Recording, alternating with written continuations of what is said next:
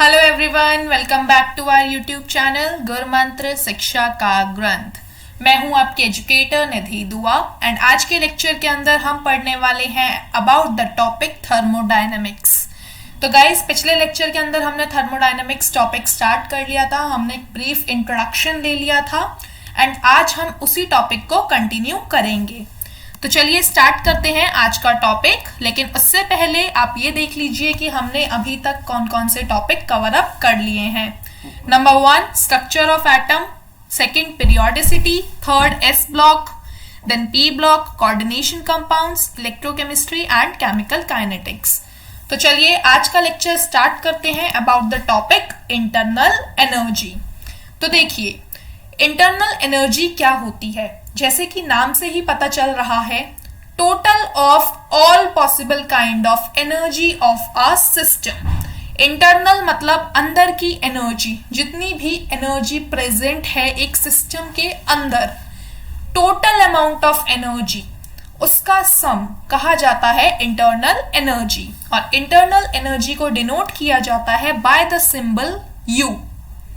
Means अगर total energy की बात की जाए, या तो आप इसे E से भी डिनोट कर सकते हैं या फिर U से भी कर सकते हैं। Most probable is capital U। तो U is equals to E translational, rotational, vibrational, kinetic energy, potential energy. एक सिस्टम के अंदर जितनी भी एनर्जी प्रेजेंट है उनका सम कहलाता है U या फिर इंटरनल एनर्जी। देखिए, it is neither possible nor necessary to calculate absolute value of internal energy। ये हमारे लिए ना ही पॉसिबल है ना ही जरूरी है कि हम टोटल एब्सोल्यूट वैल्यू निकालें एनर्जी की, इंटरनल एनर्जी की, क्योंकि कहीं ना कोई एनर्जी मिस हो ही जाती है कैलकुलेशन के दौरान। इसीलिए हम एब्सोल्यूट वैल्यू नहीं निकाल पाते इंटरनल एनर्जी की। Thermodynamic is only concerned with energy change which occurs when the system moves from one state to another। Thermodynamics का concern केवल इतना है कि हम internal energy या फिर जितनी भी energy present है एक system के अंदर उसका difference ले सकें जब वो system एक state से दूसरी state के अंदर change हो रहा है। इसीलिए बोला गया है कि हम एब्सोल्यूट वैल्यू नहीं निकाल पाते टोटल एनर्जी की, टोटल इंटरनल एनर्जी की। हमें केवल एक डिफरेंस की वैल्यू चाहिए होती है जो कि डिपेंड करती है कि एक सिस्टम एक स्टेट से दूसरी स्टेट में कैसे जा रहा है या फिर वो कैसे हुआ है। तो देखिए, डेल्टा U या डेल्टा E की अगर बात की जाए, एनर्जी डिफरेंस की अगर बात की जाए, तो एनर्जी डिफरेंस होता है E final minus E initial. एक स्टेट से दूसरे स्टेट के चेंज के दौरान जो एनर्जी फाइनल स्टेट में है और जो एनर्जी इनिशियल स्टेट में थी उसके डिफरेंस को कहा जाता है चेंज इन इंटरनल एनर्जी या फिर चेंज इन टोटल एनर्जी। अब अगर E फाइनल मतलब फाइनल स्टेट पे अगर एनर्जी की वैल्यू ज्यादा है इनिशियल वैल्यू से, तो डेल्टा E जो होगा वो पॉजिटिव होगा। और अगर E इनिशियल की वैल्यू ज्यादा है E फाइनल से, तो डेल्टा E नेगेटिव हो जाएगा। अब अगर आप बात करते हैं, यहाँ पे एक नोट गिवन है, internal energy of 1 mole of mono atomic gas is 3/2 RT। ये क्वेश्चन काफी बार पूछा गया है तो ये बहुत इंपॉर्टेंट है। इंटरनल एनर्जी की अगर बात की जाए 1 मोल मोनो एटॉमिक गैस की, तो उसकी इंटरनल एनर्जी होती है 3/2 RT। ये आपको याद रखना है। Okay, now characteristic of IE that is internal energy. यहां पे याद रखिएगा, IE is not ionization energy, this is characteristic of internal energy. Internal energy of a system is an extensive property. Internal energy कैसी property है? एक internal energy extensive property है। Okay, internal energy is a state property. Internal energy एक state phase है, state property है। The change in internal energy does not depends on the path by which the final state is reached. Internal energy कभी भी depend नहीं करती कि वो final state पे कैसे पहुंची है। एंड साइक्लिक प्रोसेस के अंदर इंटरनल एनर्जी में कोई चेंज नहीं आता। साइक्लिक प्रोसेस क्या होती है ये अभी हम आगे चल के देखेंगे। So these were some characteristic properties of internal energy. Now thermodynamic processes. देखिए थर्मोडायनेमिक्स के अंदर हम कुछ प्रोसेसेस के बारे में पढ़ेंगे। When a system changes from one state to another, the operation is called thermodynamic process. जब भी एक सिस्टम एक स्टेट से दूसरे स्टेट के अंदर चेंज होता है तो उस ऑपरेशन को, उन प्रोसेसेस को कहा जाता है thermodynamic processes. These processes are as follows. देखिए सबसे पहली प्रोसेस है आइसोथर्मल प्रोसेस। आइसोथर्मल, जैसा कि आपको नाम से ही पता चल रहा है, thermal means temperature. Isothermal process के अंदर टेम्परेचर जो होगा वो कांस्टेंट रहेगा and heat is exchanged with the surrounding, और जो क्यू होगी, हीट होगी, वो सराउंडिंग के साथ एक्सचेंज होती रहेगी। इस प्रोसेस के अंदर चेंज इन एनर्जी जो होगी वो होगी जीरो। ओके, तो this is about isothermal process. Next is isobaric process. Isobaric मतलब प्रेशर की बात की जा रही है, प्रेशर आपका कांस्टेंट रहेगा, that is delta P is equals to zero. Volume and temperature आपके आइसोबारिक प्रोसेस के अंदर वेरिएबल रहेंगे। Next process is isochoric process. Isochoric, choric मतलब वॉल्यूम, तो वॉल्यूम रिमेन्स कांस्टेंट और यहाँ पे आपका प्रेशर और टेम्परेचर वेरिएबल होंगे। 1 सेकेंड गाइस, यहाँ पे आपका pressure and temperature are variable. Okay, ये आपके वेरिएबल हो गए। ओके, अब आपको पता है W is equals to minus P delta V. अब देखिए वर्क निकालने का फॉर्मूला हम पिछले लेक्चर के अंदर देख चुके हैं, वो होता है माइनस पी डेल्टा वी। अब अगर आइसोकोरिक प्रोसेस के अंदर वॉल्यूम कांस्टेंट है मतलब डेल्टा वी जीरो है, जब आप वर्क के फॉर्मूले के अंदर डेल्टा वी की वैल्यू जीरो डालेंगे तो वर्क की वैल्यू क्या आ जाएगी, जीरो, क्योंकि minus P into zero will be zero. तो आइसोकोरिक प्रोसेस के अंदर वर्क कैसा होता है, zero. Okay, next is adiabatic process. Adiabatic process मतलब हीट जो होगी वो आपकी जीरो होगी। No exchange of heat take place, that's why Q is equals to zero. The temperature of the system varies. Adiabatic process के अंदर temperature जो होगा वो कांस्टेंट नहीं होगा, वो चेंज होता रहेगा। Okay, next process is cyclic process. When a system undergoes a number of different processes and finally returns to its initial process, it is known as cyclic process. जब system बहुत सारे different processes कर रहा है और वो एक initial state A से स्टार्ट हुआ मान लीजिए और वो एक फाइनल स्टेट पे गया बी पे, वो ए से चला और बी पे गया। ओके, और बी से जाने के बाद वो वापस अगर ए स्टेट पे आ रहा है तो ऐसी प्रोसेस को क्या बोला जाता है, cyclic process. When a system undergoes a number of different processes and finally returns to its initial state. A आपकी इनिशियल स्टेट थी, ए से एक प्रोसेस स्टार्ट हुई, वो बी पे गई, फिर बी से वो वापस ए पर आकर रुक गई, तो ऐसी प्रोसेस को क्या बोला गया, साइक्लिक प्रोसेस। ठीक है, next is reversible process. Reversible process का मतलब क्या है, ऐसी प्रोसेस जो कि अगर इनिशियल स्टेट से फाइनल स्टेट पे जा रही है और फाइनल स्टेट से वापस से इनिशियल स्टेट में भी कन्वर्ट हो सकती है, ऐसी प्रोसेस को बोला जाता है reversible process. Process in which all change occurring at any part of the system are exactly reversed when changes in variable are carried out in opposite direction. मतलब अगर रिएक्टेंट से प्रोडक्ट बन रहा है तो प्रोडक्ट से वापस रिएक्टेंट भी बन सकता है, ऐसी प्रोसेस को बोला जाता है रिवर्सिबल प्रोसेस। रिवर्सिबल प्रोसेस हमेशा इनफाइनाइट स्मॉल स्टेप्स में होती है and they take infinite time to complete the process. मतलब रिवर्सिबल प्रोसेसेस को होने में बहुत ज्यादा वक्त लग जाता है and reversible processes are known as ideal process. और रिवर्सिबल प्रोसेस के दौरान जो वर्क ऑब्टेन होता है वो मैक्सिमम होता है। आपको पता है वर्क का फॉर्मूला क्या है, माइनस पी डेल्टा वी।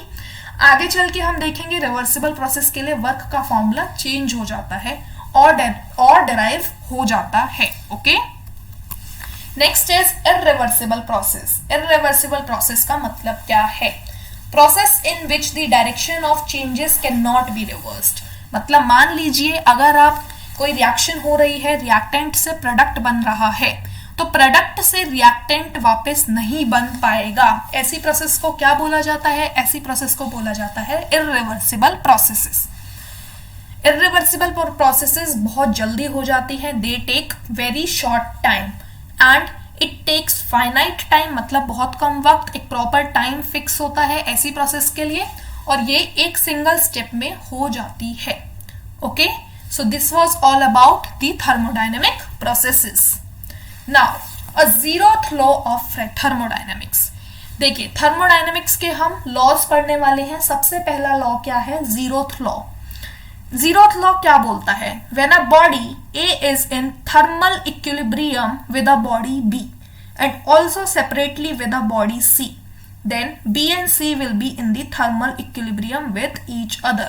मतलब अगर कोई बॉडी है A, वो इक्विलिब्रियम में है with the body B, तो जो बॉडी और साथ ही साथ C के साथ भी रिलेशन शो किया जा रहा है। देखिए एक बॉडी A है, दूसरी बॉडी B है एंड तीसरी बॉडी C है। ठीक है, अब ये बोला गया है कि A जो है वो थर्मल इक्विलिब्रियम में है, एक इक्विलिब्रियम स्टेट में है विद बॉडी B, और A और C की अगर बात की जाए तो C बॉडी भी लिंक है A बॉडी के साथ। तो इस लॉ के अकॉर्डिंग B और C जो होंगी आपस में, ये दोनों बॉडी भी थर्मली इक्विलिब्रियम स्टेट में होंगी। ओके, A और C भी थर्मली इक्विलिब्रियम स्टेट में होंगी। So this was about the zeroth law of thermodynamics. ये लॉ इतना ज्यादा इंपॉर्टेंट नहीं है, बस आपको ये याद रखना है अगर एक सिस्टम के अंदर डिफरेंट डिफरेंट बॉडीज प्रेजेंट हैं, डिफरेंट डिफरेंट सिस्टम प्रेजेंट हैं एक ही सिस्टम के अंदर, तो जितने भी सिस्टम होंगे, जितने भी माइनर सिस्टम होंगे, वो एक दूसरे के साथ थर्मली इक्विलिब्रियम शो करेंगे। Okay, next is the first law of thermodynamics. ये बहुत इंपॉर्टेंट है, यहां से आपका न्यूमेरिकल प्रॉब्लम बनने के चांसेस बहुत हाई रहते हैं। Okay, so this law was given by Helmholtz and this law can be expressed as follows. First law of thermodynamics क्या कहता है कि energy can neither be created nor destroyed. ना ही आप एनर्जी को क्रिएट कर सकते हैं, ना ही डिस्ट्रॉय कर सकते हैं। केवल एनर्जी को आप एक फॉर्म से दूसरे फॉर्म के अंदर कन्वर्ट कर सकते हैं। This was the statement of first law of thermodynamics. Okay, जितनी भी टोटल एनर्जी है यूनिवर्स की वो होती है constant, that is the sum of energies of a system and its surrounding is always constant. जितनी भी एनर्जी प्रेजेंट है एक सिस्टम के अंदर, एक सराउंडिंग के अंदर, वो हमेशा कांस्टेंट रहेगी। अगर मैथमेटिकल टर्म की बात की जाए, मैथमेटिकल फॉर्म की बात की जाए फर्स्ट लॉ ऑफ थर्मोडायनेमिक्स की, तो उसे रिप्रेजेंट किया जाता है delta E is equals to Q plus W। Delta E is your energy, total energy, Q is your heat and W is work. Okay, while solving the questions puts the value of Q and W with sign। जब भी आप question solve करेंगे तो आपको याद रखना है कि Q और W की वैल्यू आपको साइन के साथ पुट करनी है। साइन आपको कैसे पता चलेंगे? आपने पिछले लेक्चर के अंदर देख लिया था, अगर वर्क हो रहा है बॉडी के ऊपर, सिस्टम के ऊपर, तो पॉजिटिव वर्क, अगर वर्क सिस्टम के द्वारा किया जा रहा है तो वर्क नेगेटिव। सेम अगर बॉडी में हीट एब्जॉर्ब हो रही है तो पॉजिटिव हीट लेंगे, अगर बॉडी में हीट निकल रही है बॉडी से तो नेगेटिव लेंगे। Okay, now conclusion from first law of thermodynamics. During isochoric process, अगर आइसोकोरिक प्रोसेस की बात की जाए तो फर्स्ट लॉ ऑफ थर्मोडायनेमिक्स के अकॉर्डिंग आइसोकोरिक प्रोसेस के अंदर Q is equals to delta E। याद रखना है आपको, आप इस फॉर्मूले से भी निकाल सकते हैं delta E is equals to Q plus W। आपको पता है आइसोकोरिक प्रोसेस के अंदर वर्क तो आपको 0 होता है, तो जैसे ही आप इस फॉर्मूला के अंदर W की वैल्यू 0 डालेंगे तो Q is equals to delta E आपके पास आ जाएगा। Next time during an isothermal process, isothermal process के अंदर टेम्परेचर जो होगा वो कांस्टेंट रहेगा, इसीलिए जो आपकी डेल्टा E की वैल्यू होगी वो 0 हो जाएगी and Q will be equals to the minus W। Okay, adiabatic process के अंदर आपकी हीट 0 होती है, Q 0 होता है, तो delta E is equals to W, तो एनर्जी जो होगी वो वर्क के इक्वल हो जाएगी। ओके,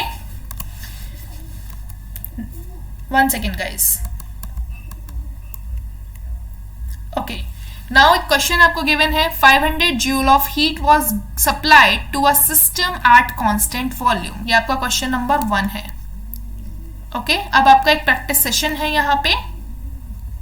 ये आपका क्वेश्चन 1 है। एक 500 जूल की आपको हीट दी गई है सिस्टम के लिए कांस्टेंट वॉल्यूम पे, और ये रिजल्ट करती है increase in the temperature of the system from 20 degree Celsius to 25 degree Celsius. What is the change in internal energy of the system. आपको टेम्परेचर चेंज दिया गया है, आपको हीट गिवन है 500 जूल एंड आपसे पूछा गया है बताइए इंटरनल एनर्जी कितनी होगी। वॉल्यूम कांस्टेंट दिया गया है, मतलब हीट आपकी 0 है, तो delta E will be equals to what, work. तो आपको कितना हो गया, आपका कांस्टेंट वॉल्यूम है, सॉरी, तो आपका जितनी भी इंटरनल एनर्जी होगी वो हीट के बराबर हो जाएगी। तो डेल्टा यू कितना हो जाएगा, 500 joules. Okay, so this was all about today's lecture, guys. Now in case if you are new here at our YouTube channel, you can like, share and subscribe to our YouTube channel गुरमंत्र शिक्षा का ग्रंथ। अगर आपको कोई भी query है तो आप हमें मेल कर सकते हैं या फिर कांटेक्ट कर सकते हैं, आपको पूरी इंफॉर्मेशन स्क्रीन के ऊपर गिवन है। Now a very important announcement, अगर आप CSIR UGC नेट के एस्पिरेंट हैं तो आप अनअकैडमी प्लेटफॉर्म पर नेहा तनेजा मैम को फॉलो कर सकते हैं। She is one of the best educator on Unacademy platform. Unacademy platform पर आपको डेली लाइफ क्लासेस मिल जाती हैं, स्ट्रक्चरल कोर्सेज मिल जाते हैं, लाइव टेस्ट एंड क्विजेस मिल जाती हैं, and with 1 subscription you will get unlimited access. अगर आप इंटरेस्टेड हैं तो आप डिटेल्ड पेड क्लासेस के साथ भी जा सकते हैं। जब आप ये डिटेल्ड पेड क्लासेस ले रहे होंगे तो आप रेफरल कोड नेहा यूज कर सकते हैं, that is NEHA, and after using this referral code you will gate 10% discount on total fee. Thank you very much guys, I hope आपको ये वीडियो पसंद आई होगी।